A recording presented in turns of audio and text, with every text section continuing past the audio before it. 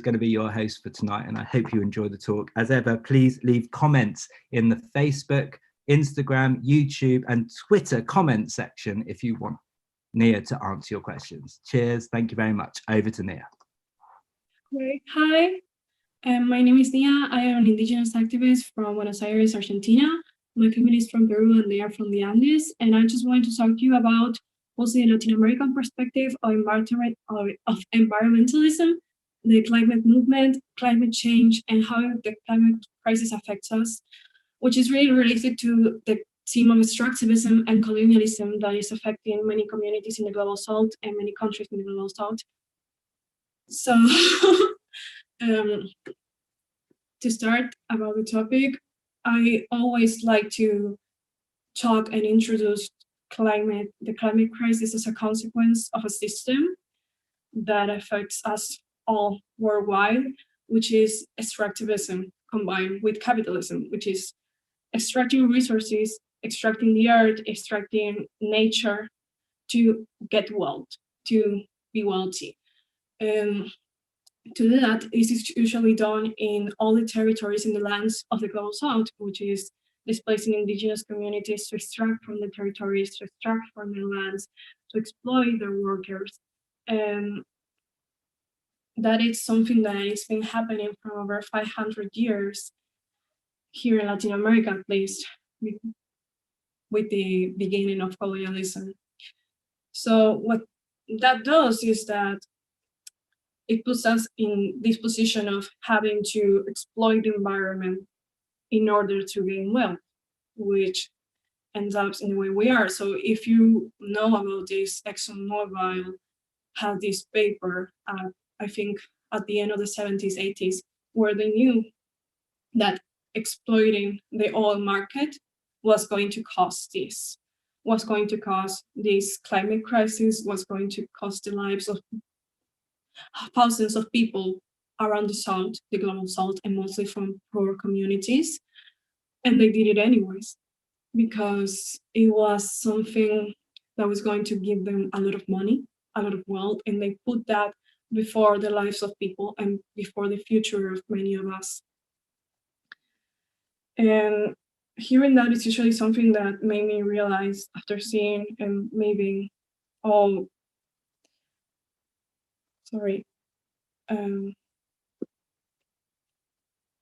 okay, so so what made me got into this fight and into this activism was that I was hearing about the life in my community, the ones that my family is from, and my mom used to tell me about all the mining all the exploitation for mining companies, how they are contaminating the rivers. My family is from Peru, by the way, from the mountains, from the Andes, and how many people were being displaced, how the ways of lives were being altered because of the presence of companies in their territories, in their lands, in their communities. And if you don't know that, people in the Andes, people where I come from and where my family comes from, they see nature as sacred. They take care of nature. They don't think that we are able to dominate nature, because trying to do that is only going to destroy us, which is what's happening right now. But with the presence of colonialism and companies, multinational companies, that impose these beliefs that we as humans can dominate nature, can use nature, can exploit nature, may destroy their territories, contaminated their rivers, displace these communities. And many of the activists that live there fight with their lives against these companies. And that's not only happening in the Andes, that happens in the Amazon, and that happens around all Latin America and even North America. And in this global situation, it's really hard because you know that every time there is a crisis, whether it's the climate crisis, the COVID crisis, the people are the most affected are the ones that are the most vulnerable, the marginalized groups of society, which mostly includes indigenous people that live in communities, in lands, and also people from the poor neighborhoods in the city. They're the ones that are the least responsible for climate change because they don't consume as much as we do, as much as the global north does. And everything puts them at risk, puts all this biodiversity at risk. And I always saw a study that says that indigenous communities protect the 80% of biodiversity of the planet, even though this is an estimate because the definition of biodiversity changes. I think it showcases the work of our communities, of our people. And this is what made me want to get into this movement in the first place. And I also saw how many of the times they were not listened to, they were put on aside, and I couldn't stand that. I wanted to help them to have their own voice, because they do have their own voice, and to show that voice to the world. And I always feel really bad for being the one that is talking here right now, because I know I have a privileged way of life anyways, even though I'm from the global south. I do not live the things that my people live in their communities. And that's really rough. But I think it's really important to know that rivers are being contaminated. They are suffering floods, big floods in the Amazon, big floods in many different valleys around the continent. They are suffering the rise of different epidemics. For example, dengue. We had a rise in epidemic this last summer, a few months ago, that affected mostly the Amazon forest and communities for the Amazon forest that don't have resources in their hospitals. And also, like, all the heat waves, people are dying because of hunger, because they don't have resources. They are being displaced alone. Some of them don't even speak Spanish or the languages that are imposed by the government, and they are not protected. And that's really bad, because if you think about it, they are the ones that are actually protecting the earth the most. And getting this, people from the global north have to know this, and not because they have to feel guilty. I don't want anyone to feel guilty, because many times we're put in this position because the system we live in puts us in this position in the first place. And even though we can make our choices, it's not like we can change the way we live completely. Okay, so for people that are asking, global north means the people, for example, Europe, the US. Mostly it refers to developed countries that are mostly in the north, but also, like, this can apply to many other countries that are actually developed too. They are the ones that consume the most energy, they consume the most in general. Most of the countries have this history of colonialism with appropriating indigenous lands, which is an historical process. We know that Europe conquered the entire world, but again, we are raised in, because colonialism exists right now, it's a reality, but we are not, like, we don't do it on purpose. Like, people from the north don't colonize countries on purpose. Companies do, some governments do, but not the people that live there. It's not completely their choice to be in the position they're in. They are born with privileges and with these facilities that the exploitation of others brings them, but it's not their fault, it's the system. Even though being in that position, and me being in that position again, because I live in the city, I feel like we need to know all of this, because we can use what we have to bring consciousness and to bring awareness about this, to bring awareness about all the people that are fighting right now with their bodies in the land, with the earth, for the earth, and start to do something about it. I realized that the climate movement, when I first got into it, at first the climate movement was really about recycling, like greenwashing, and just, don't consume this, maybe go vegan, maybe do this, and don't consume plastic. And it was just this individualistic mindset, and that's not enough, because we need to think where everything we consume comes from, how much we do consume. Like, if you see the rates at which the countries consume energy, you see that developed countries are the ones that use the most energy out of all of them. And that actually is concentrated in the cities of those countries.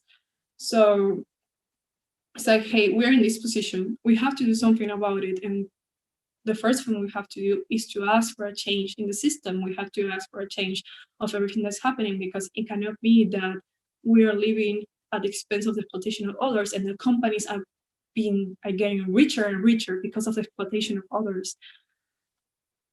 So that's why I'm telling you all of this. And it's just to bring awareness, and it's just to get this point of view that the climate crisis is not something about the future. We always hear, whether it's from the IPCC, whether it's from governments, or even activists, that the climate crisis is about the future. It's about our future, or the future of our children, or whatever. Maybe some say that it's just 11 years, others say that it's 50, others say that it's 100. But the thing is that we're always pushing this crisis a little forward. People are dying right now because of the climate crisis. People are being displaced. Thousands of people are dying around the whole globe. And it's not something we can postpone. It's not something we can live for just another 10 years and then that's it. Because it's costing the lives of people right now. And that's something we need to understand, that we're fighting for the present. We're fighting for a repair of the people that suffer all these effects of a crisis that didn't cause in the first place.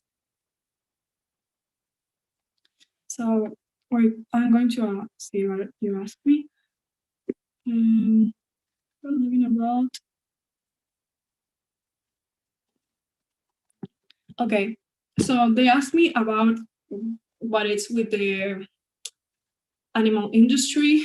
And I think that's a topic we can talk about right now, because it has to do a lot with extractivism and many.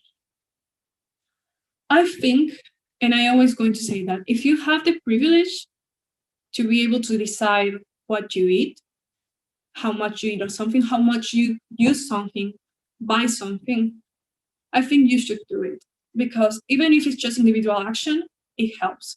The thing with animal farming is that, and the food industry in general, is that it's really wasteful, and and the only idea is to gain profit. So many indigenous communities actually, for example, in the Andes, are not the ones that consume a lot of meat.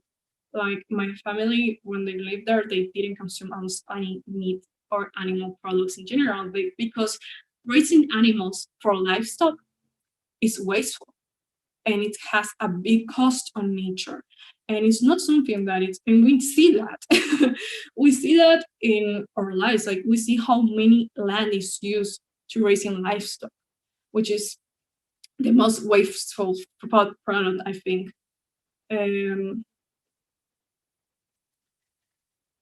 What I'm saying is that there is something that needs to change about food production. But we don't only need to focus on, you have to stop eating meat and you have to stop being vegan. We have to tell these companies, hey, this way of producing is destroying the planet. It's destroying, for example, forests. It's displacing animals and people. It's hurtful. And it's just to have the privilege to be able to eat meat every day when we don't have to, when we don't need to. So that's what I think about it. So, I mean, we need a change in the food industry. We need a change in every industry. We need a change in the system, but that's, I think, the particular change we need there. Because there are many foods that are really nutritious and that don't waste as much as meat does.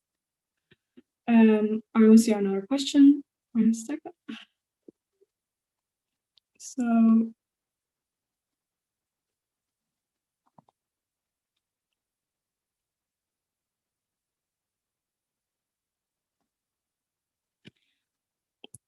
So they're asking about how can we help in crowdfunding campaigns.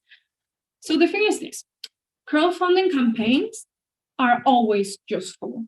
So if you see there is a crowdfunding campaign to help indigenous people and you can do it, because they need money urgently. Like, literally having one donation can change if an indigenous family eats for a week or not. Like, that's really important. But it doesn't end there. it doesn't end there because Indigenous people need actual protection. So again, like you're asking me, what can you do from the global north and what we can do from the cities? We need to ask for that protections. When we protest, the protest has to be Indigenous people need protection. And when we know an Indigenous person that is fighting, we need to have this space for them to talk about what they're living in firsthand.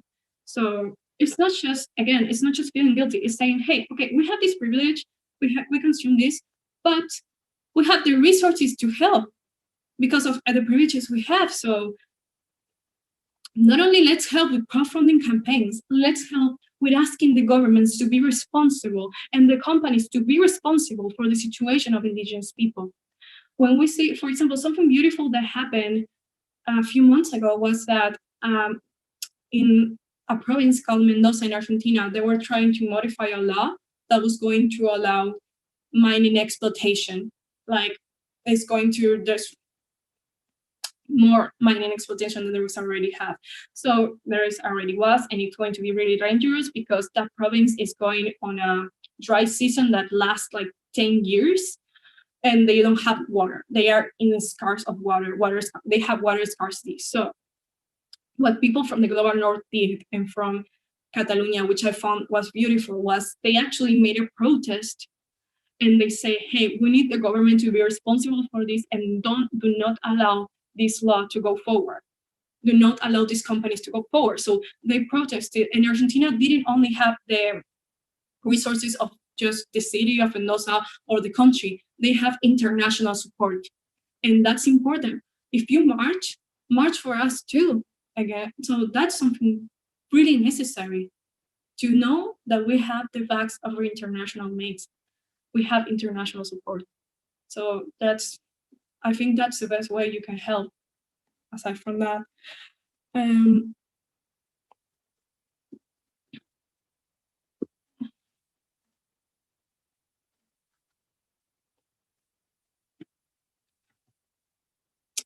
So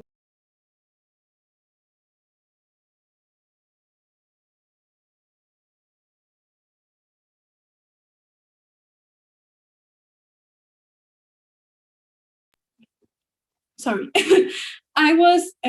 So they're asking me about the young activists in Latin America and how that's going. So I'm not going to lie, I was really frustrated when I first got into the climate movement because Latin America has this really unbalance, like socioeconomic classes. So many times the people that can be activists are the people that are really privileged and that are mostly white.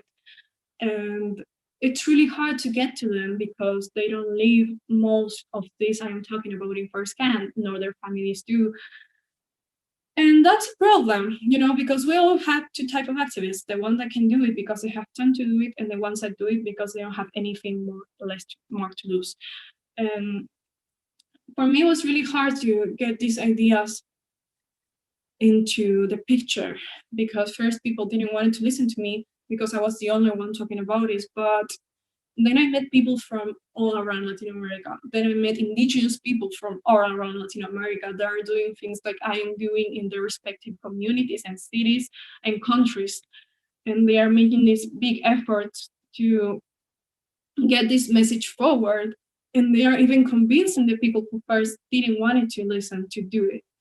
And that means a lot. Like I've seen, for example, many different movements around Argentina that now are embracing and helping Indigenous people. That gives me hope because it means that we are shaping our point of view, we are shaping our perspectives, and we are allowing the most urgent realities to go forward. So, okay, let's wait.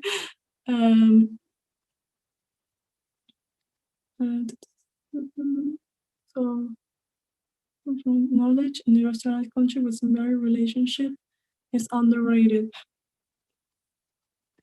Okay. So they're asking me about how we can promote Indigenous knowledge in the places where all these values are being lost.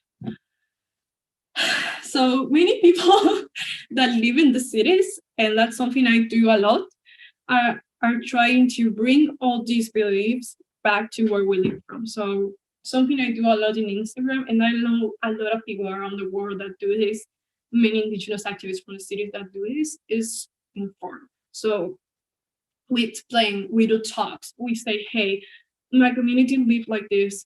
They used to plant like this. They treated animals like this. They treated nature like this. They respected it. And this is different to what we used to. But it's a value that we need to start embracing. So what I can recommend you to do is to try to look for Indigenous activists that many, for example, in the global north, I know many activists from not only Latin America, but the whole world that are Indigenous descendant and are focusing of showing and talking to people about their communities.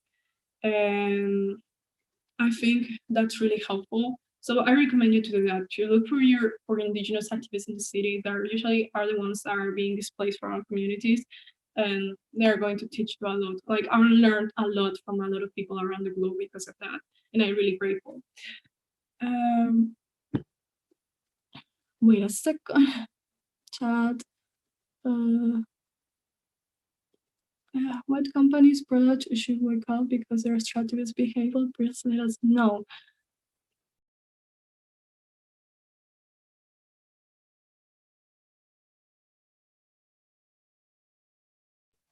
Sorry.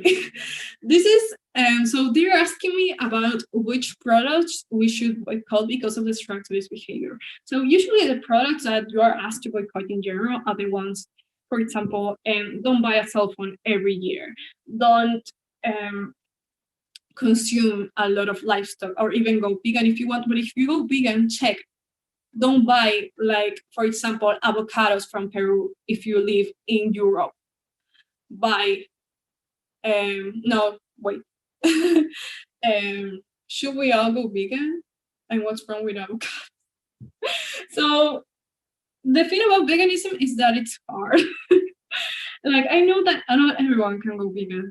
Not everyone can go vegan right now. If you can, again, everything that I'm saying applies to the people that have the privilege and can do it. If you cannot do it, don't. Because I understand that socioeconomical, it's really different around the country, and even there are health problems and stuff.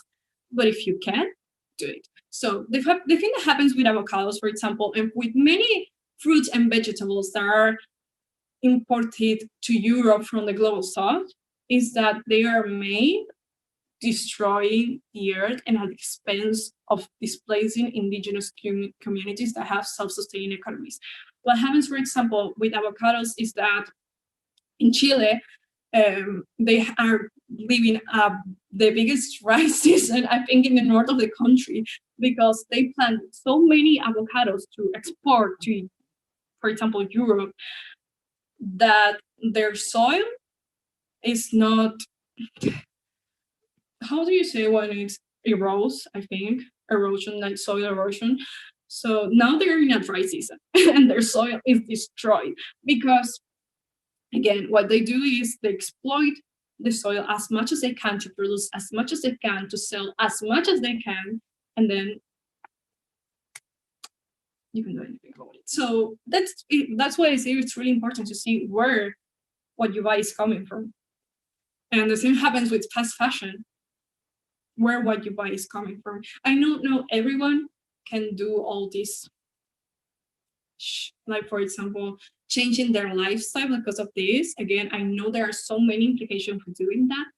That's why I always say the problem here is the system. So even if you cannot go vegan, you can go to a march asking for regulations to the livestock industry, because that will help you. For example, if they make vegan products cheaper, that can help you be more vegan and consume less animal products, for example. So I think that was the question. Okay. Extractivism, sorry, like I'm completely out of topic. So the thing with extractivism is that it's a way of, you can boycott some products, but there is a way of a system that is working. So, for example, something that one activist, a really well-known activist, said was that the only thing we need to do is to move to renewable energies, to transition to renewable energies. And what's the problem with that? So first, you don't take into account repairing all the effects of all the damage to human rights that has been done the last few years. Okay, I just talk about agriculture, but I can repeat it later. So it has huge implications depending on which type of agriculture you're supporting. But I was talking about extractivism. So the thing with renewable energies is that most renewable energies, the resources to develop renewable energies come from the global south. So silicon, lithium, and all these minerals come from the global south.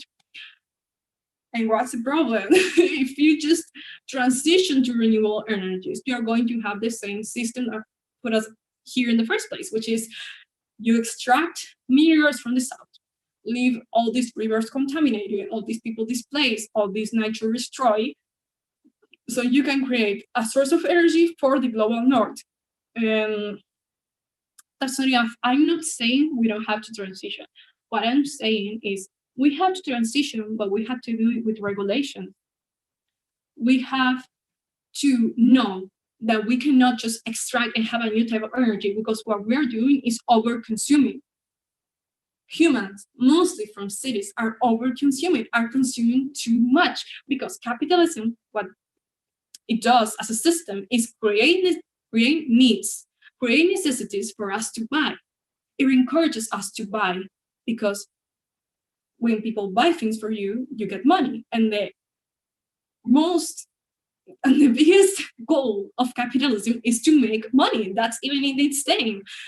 So that's what I'm saying. It's not only just individual boycott, it's just we have to change completely the system. And to do that, we need representation of indigenous groups and people that have different ways of lives in these conferences to say, hey, we can make something new about this. We can end colonialism.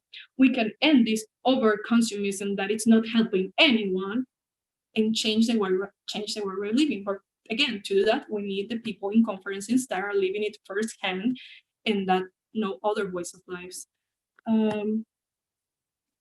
Okay, there's the answer is anonymity. You have an amazing speaker. You have living fire. Oh.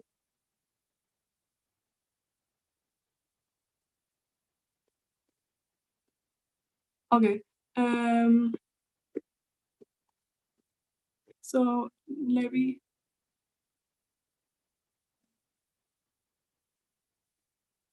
Okay. So Levi from Facebook asked me about imperial colonialism and if we can end it. I think we can end it. I don't think it's something that is going to happen just one day we're going to wake up and no colonialism, because it's something really historical and it's something that affects all of us. What I think is that we are going to need urgent action, because even though climate change is affecting people right now, soon it's going to affect everyone. So we need a real change in action. And again, it's not going to come by just contaminating, like mining to make renewable energies. It's going to come by reducing consumption and probably reducing and making regulations to the industry. I think our goal has to be to end imperialism and colonialism, because that's what put us here in the first place. And it's like, again, I think this is really important, so I recommend you to go there. This is 0 Hour made this post where they explain the roots of the climate crisis, and they are really informative, and they talk just about this and how we need to change. We need a systematic change and how we can do it, and what it means to actually end imperialism and colonialism, to get rid of climate change in general, and for this to not happen ever again. So I really recommend you to go there to look up that. But yes, I believe we have to end it if we want a real change. Okay.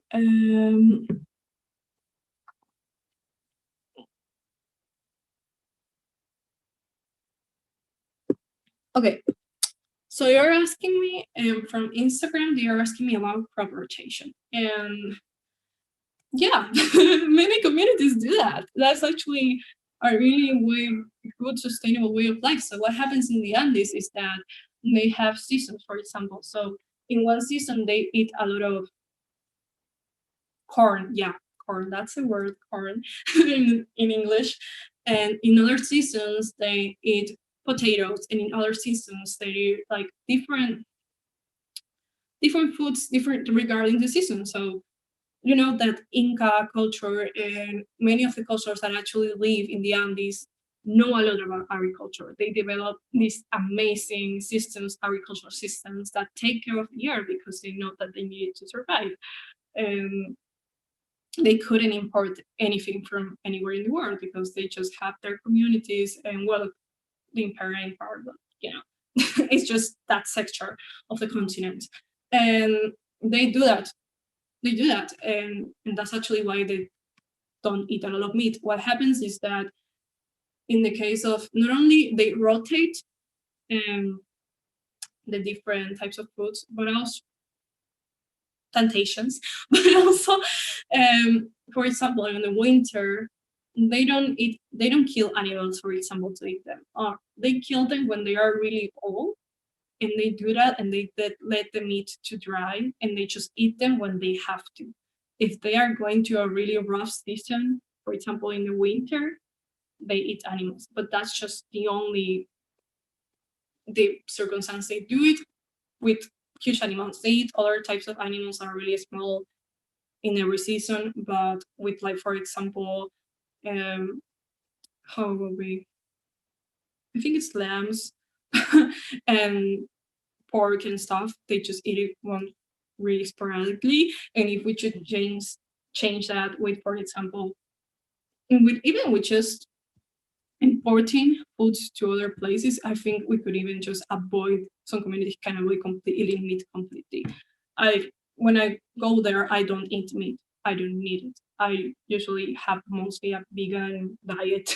So yeah, but what I'm saying is that you can even have resources of livestock for the people that cannot go vegan for any reason, and for the people that can, you can just rotate. Because if you see, there is this video I really like, and that walks. I don't know if you know that channel, that YouTube channel, and it took out, like, they submitted it, they uploaded a few days ago, and it has this graphic that shows how wasteful in the carbon footprint of, like, each type of food. And if you see, many of things like rice, lentils, and beans, they don't waste almost anything, and some of them have even positive, no, negative carbon footprints, I think it was. So if we rotate and we mostly focus on developing agriculture to these products that are not harmful for the environment and are actually sustainable, I think we can actually change completely the food industry. If we get this type of diets that are rich in nutrients, they're really delicious too. I love many, because there are a lot of types of beans, potatoes, corn, and different vegetables and fruits, and you can do a lot with it. And I think you can do it, but the problem is that it's going to require changing what we eat depending on season. So usually what happens is that a country has, for example, a supply of avocados locally made for one season, but they don't have it for others. So what they do is they import those foods from other country, and that country wants to have a constant supply of that. That actually happens with soy too in Argentina, and that costs a lot of the soil. And that's the problem. So I think, yeah, relative. I don't know if I went a lot of the topic. Sorry for that. Um,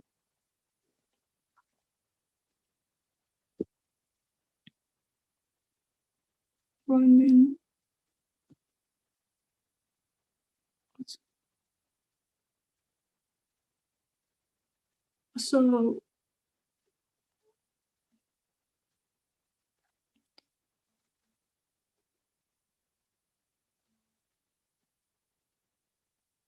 I don't know if you have more questions that Give me for anything. But because the last one, I don't have enough information to respond it. Oh, can you send it to me then? Because I don't have the information to respond one of them that you, and I don't want to spread this information like I'm just talking about things I know. Okay. So basically that's it. I also was thinking regarding everything, the climate crisis and the situation in the world right now, which is really hurtful. Something that I want you to know, and I think we need to spread awareness about this, is that when I said that crisis, even if it's a health crisis, a pandemic, an economic crisis, they always affect indigenous communities the most. And what happens is that many times countries don't care and governments don't care about us. And don't care about my people, and that's they don't have resources like sanitary resources. And what happens is that when they start dying of COVID-19, which is what's happening, for example, in Brazil, that what they're really is disgusting. These communities are more vulnerable to companies. So these times are the ones where people or companies do one of the worst jobs that can, and they just destroy the environment as much as they can. If you think about it, the US and China, they put a suspension to their environmental protection laws, and they just pass it without anyone knowing because of this crisis. And indigenous communities being affected and dying because of it makes it worse, because they're the ones that protect all these lands from this company. So I want you to take that into account too, because when you're going to support us, you need to know that too, and you need to demand for justice because of that. Do you need to demand the governments give a shit about the people that are dying? So okay, I got pretty.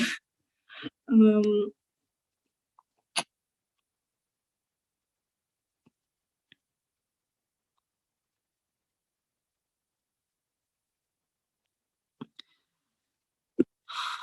what do I think about global capitalism? So, like I said before, I don't think we can have a sustainable capitalism. That's not something I believe in. I know some people defend it. I understand the arguments, but the problem with green capitalism, I think there are two. Mostly that its design doesn't take into account the realities of indigenous people and many other environmental effects that companies have in the earth in general. And also, like the thing with capitalism is it's a system that the thing that it wants to do is gain money. They just care about that, and that's like the capital money is the basis of wealth. And many times in this system, wealth means extraction and exploiting the environment and people. I always have to say that. Again, when you have a system that it sustains itself by exploiting the environment, there is no way I can live with it. Like we have limited resources in the earth. We have to take care of how we split it. I hate the word resources anyway because it's like, yeah, no, but because it's put us in this situation of superiority that we can exploit it, but no. And again, I don't think that's possible. I think it's the decay we're suffering right now globally is because of capitalism. Like the climate crisis, capitalism is one of the roots of it. So yeah, I think we are going to get into a point where not even the cities, and even I think maybe rich people have the resources to survive this, but I'm not sure. But it's going to get into an urgency, and we are going to need a systemic change urgently. I think that.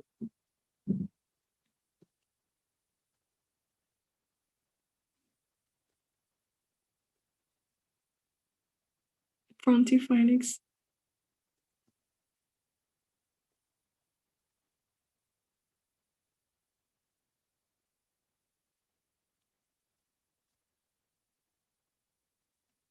How will implement when Indigenous are opposed by the system?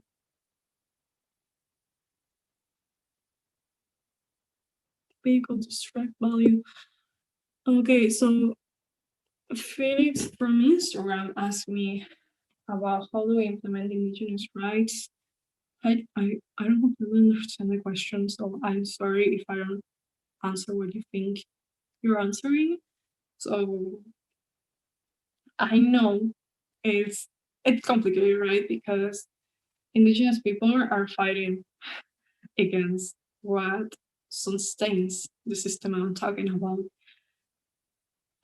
But again, when I think we need an urgent transition to other type of sustainability. And I know sometimes, like you said, organizations are not helping. Some organizations are not helping, and they are using the COVID crisis to just extract more than they can. The thing is that they do this because no one is aware of this. Like, this is not what's going on in the media, and if it goes, it's just one supplement and that's it. Like, there are no people protesting against it. And also it's hard if you're in quarantine though, and it's hard in these situations. What I truly think is that when we're in quarantine, we have to do as much as we can to show this, to show the situation. And when this ends, we need to get on the streets and fight and ask for Indigenous rights and ask for reparation to all the damage they did now, to all the damage they did to them. It's really hard to think of a political strategy of how to embrace certain topics when you're in this situation.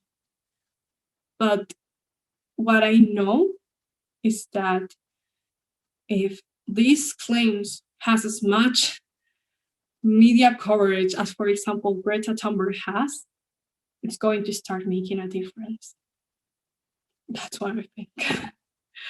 Not to throw shit at Greta, but I mean, she has a lot of visibility, and we need two other people to have that too, to Indigenous people too. So if someone can make us care as much about the climate movement like she does, we should put in the stand the people who are fighting in first hand too. That's just my opinion.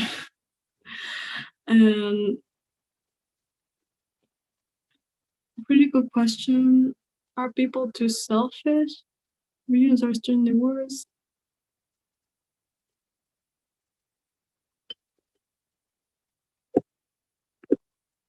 So one person from Instagram, I think, is asking me about like billionaires are destroying the planet and saying that are people too selfish if we don't have resources? I don't think people are selfish naturally. Like, again, that's just putting yourself saying that, okay, this is an individual problem when it's not. I think there are selfish people. And many times the people that have a lot of money that run these companies, mostly our companies, are selfish people. And the problem is that many of times these people rule the earth. They take the decisions they can, but what we don't know is that we're more than them. It's just that, again, system puts priorities regarding, like, you have more power if you have more money. But something I think is never going to change is that many people are always, like, crowds have a lot of power and we have to use it. So yeah, billionaires are destroying the earth. Most of them are, yeah, because they do, they waste a lot. And there are the head companies that do horrible stuff. But we need to protest against those. Like I always say, we don't have to put a guilt on a person that just lives their lives in a department and it's middle class. We have to put the guilt on the people that run the companies that took these decisions in the first place because they had the power to do it. So again, it's like some organizations here have this phrase I really like saying, the people responsible for this crisis have names. And Polluters Out actually talks a lot about this. So why are we letting the people that destroy the environment in climate change conferences, in UN conferences, why we let them finance COP and other climate change decision conference, so decision-making spaces. So that's the problem. We're not letting the people talk. We're not letting the people that are suffering right now talk. We're letting the same people that caused this to say it's not a big deal. And that's a problem.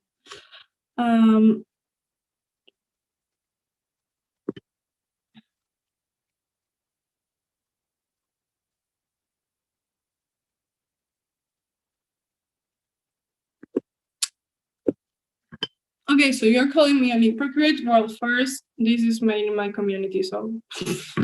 But yeah, I know what you mean. I live in the city. I have a lot of privilege. I am wasteful. I know that, and I knew that since the since the moment I start doing this.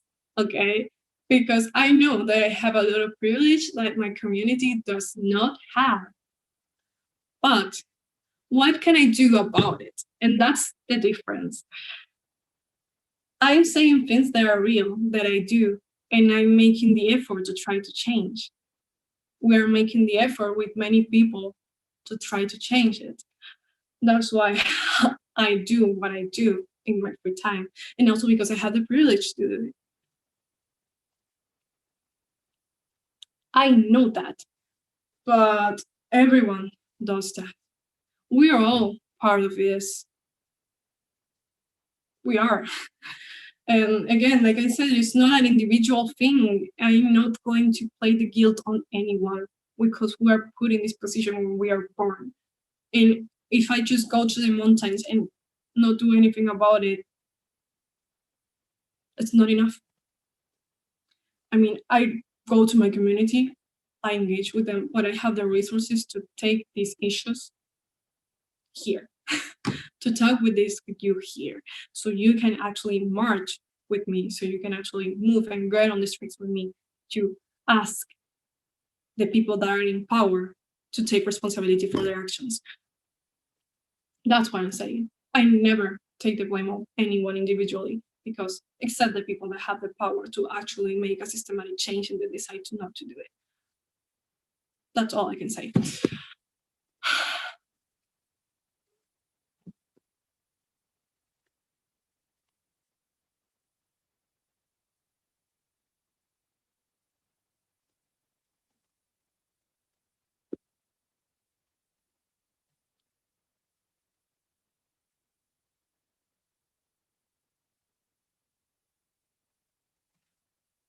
Sorina, and so Sorina, that's how I pronounce. Sorry if I pronounce it wrong. For Facebook is asking me, so you agree with me with systematic change, and you are asking how we can do it when usually these companies are like friends of the government. Something that I learned in these last few years is that, again, what I always say, getting on the streets change things. Again, going back to the Mendoza example again, because I think it illustrates, and it's really recent, but it illustrates a lot what the power of people can do. So, okay. So we have 2 minutes left, so I'm going to say, there was this law that was being imposed by the government, which is friend of these companies, and made a deal with mining companies. And this deal was going to be really harmful for the environment, really harmful for the communities. And what happened? There was the most historical march that we have ever seen. Like, people literally moved from city to city to march against that. And you know what happened? It didn't pass through. This law modification that was going to allow this company to go forward, it didn't pass through.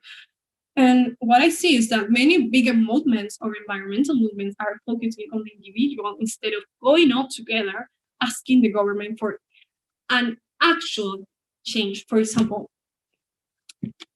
you need to have, I don't know how to say this in English, but like polluters out, for example, they're saying, our main goal is to keep polluters out. So we have a goal to get to move forward with this action. So if you have a lot of people saying, hey, we don't want these people in our conference, and sabotaging it that way, the governments respond because people have power, but they are teaching us to forget about it. I think so many vegan movements and environmental movements, if they don't move, if they don't ask for these regulations, how are we even going to have it in the first place? Because I can talk, but that's not going to change anything. What is going to change anything is having thousands or even millions of people saying, we don't want the meat industry doing this. We don't want the carbon industry doing this, you know? And that's all I can say. Two more questions.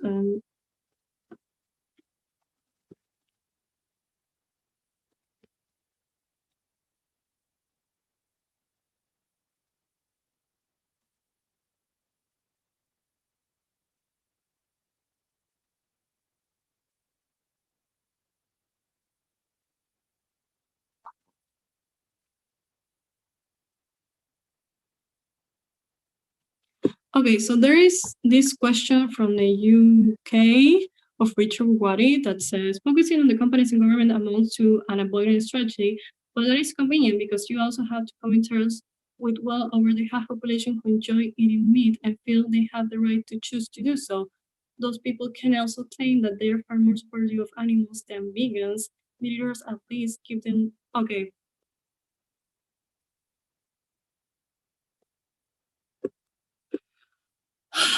So, okay, that's funny. No, the thing about the meat industry is that it doesn't give animals alive. It treats them like objects. It treats them like resources to exploit, to consume. So you can see that in every graphic that tells you that animals live way shorter lives than they should. And I'm not saying that people should choose to eat meat whenever they want and that's wrong.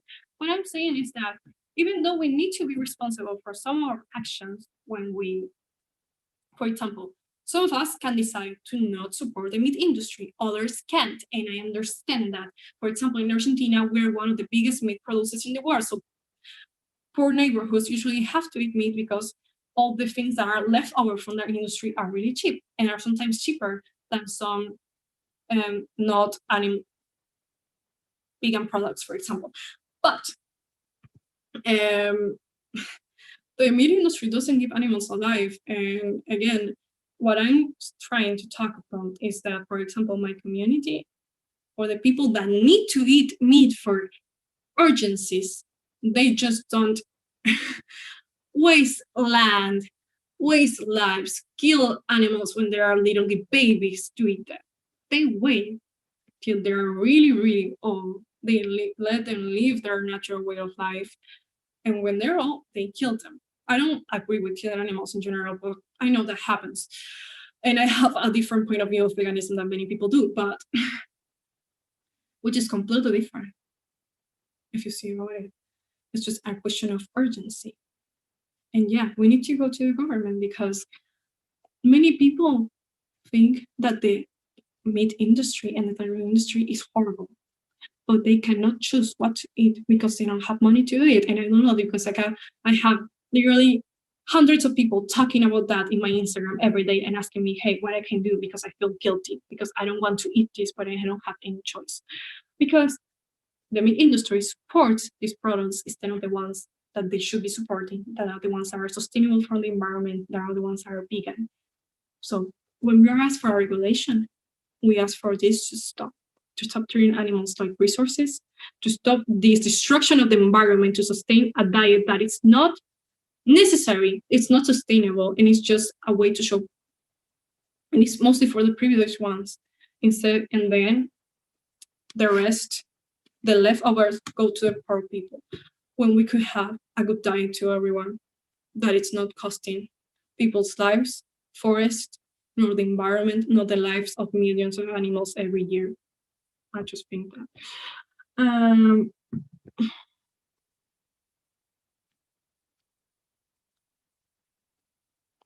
People want to stop.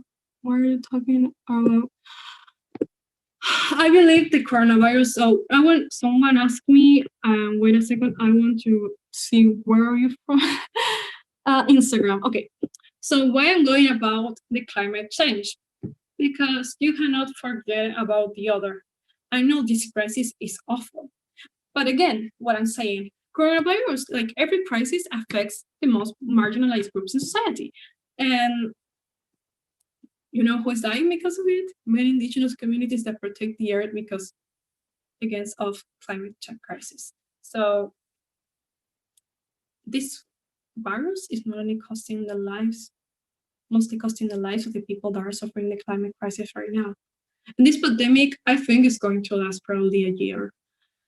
And the consequences are going to be devastating. And they're going to be really devastating to our communities and our people. And to the people who are there, who don't have the resources, who are not privileged like me. And we need to take that into account too, because this is going to end where crisis is still here and it's still killing millions of people. And we need to still talking about it right now, even though we're in this context, because everything is interconnected, everything. And I hate the global situation right now. To be honest, I am the ones that this crisis is awful. But yeah, so people ask me if I'm vegan. Yeah, also, I was vegan most since I'm 14 years old. I I just eat dairy products from time to time because I need to do it for a health problem I have. And I'm just transitioning to veganism again. Like I was vegan for 4 years or something. And then I just started eating some dairy products again because of a problem I have in health. And I want to go vegan again. I don't like eating animals. I don't like exploiting animals. And I never liked it. And I had a lot of support of my mom because she was used to an almost vegan diet because she was raised in an almost vegan household in an indigenous community. And so people say on Twitter that in 2018, Brazil was the biggest exporter of beef. Okay, we are running out of time. We have 2 minutes. And like, what I just want to comment about Brazil is that, well, why is Bolsonaro destroying the Amazon? Because it's something that is going to make all these companies wealthier. Deforestation is mostly for livestock production. So yeah, and so I think I'm going to finish here. And it was really nice talking to all of you. Thank you for all the questions. Thank you for all the people that are watching in Instagram, Twitter, Facebook, YouTube.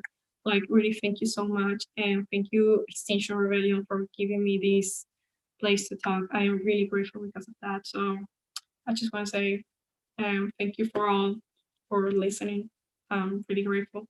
And I'm really grateful for them to just one Indigenous voice as privileged as I am. I just want to say that. Thank you so much. And we should end here, I think. Because, yeah.